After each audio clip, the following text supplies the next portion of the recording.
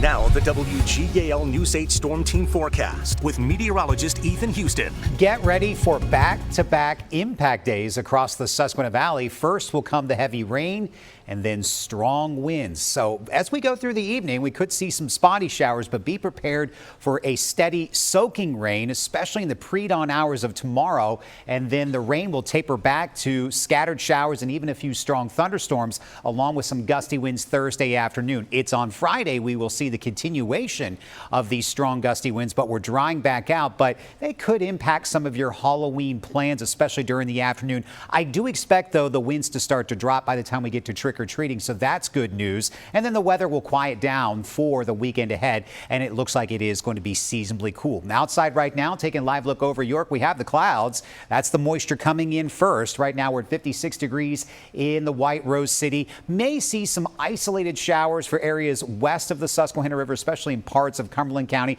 just enough to wet the pavement or the grass in your backyard. Right now, you can see some light showers crossing over I-81 and US 11 up there towards Big Spring, towards Dickinson, not too far away from Mount Holly Springs and not too far from Carlisle Borough. So here's the steadier rain, the heavier rain. That's now moving through eastern Kentucky, southern Ohio, now into western portions of West Virginia. That's what's due in later tonight. So for this evening, mostly cloudy. We'll have better chances for some showers as we go past sunset, with temperatures holding in the lower 50s. Overnight tonight, look for the widespread rain to develop after midnight, and then we're talking rounds of heavy rain very early tomorrow morning, and then that will taper back to those scattered showers, but we'll have a few strong thunderstorms possibly in the mix as temperatures top off in the upper 50s to low to mid 60s. And it's a soaking rain for us. I think we're picking up anywhere from 1 to 2.5 inches of rain, and it is possible because of the motion of the storms we could see some isolated higher totals. There is a low threat for some strong to severe thunderstorms on a scale of 1 to 5. It is a level 1 out of 5,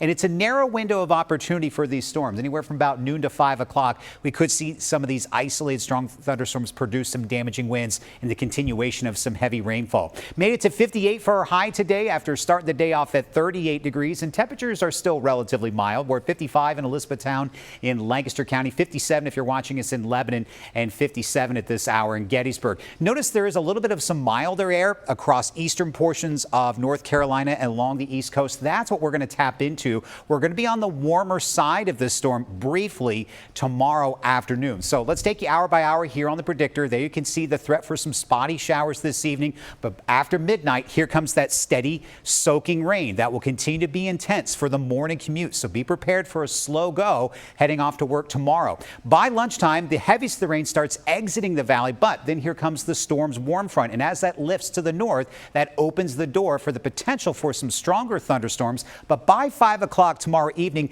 that window will close, but then the winds will pick up and it will remain blustery going on into tomorrow evening, tomorrow night, and also on in throughout the day on Friday. But it does look like now that Friday will be dry, but it is going to be windy out there. Here's a look at the wind gust forecast. At times in excess of 30 miles per hour, could be up to near 40 miles per hour. So that's why Friday's an impact day, because of those strong wind gusts. But the good news is I do expect the winds will start to drop closer to trick-or-treating time, but we could see some spotty power outages. And if you have those Halloween decorations in your yard, you may really want to anchor them down. Weather does quiet down and it will be improving for the weekend, with highs holding in the upper 50s for the first weekend of November. Much of next week looks dry, but we could see some spotty showers returning to the forecast for Thursday of next week. All right.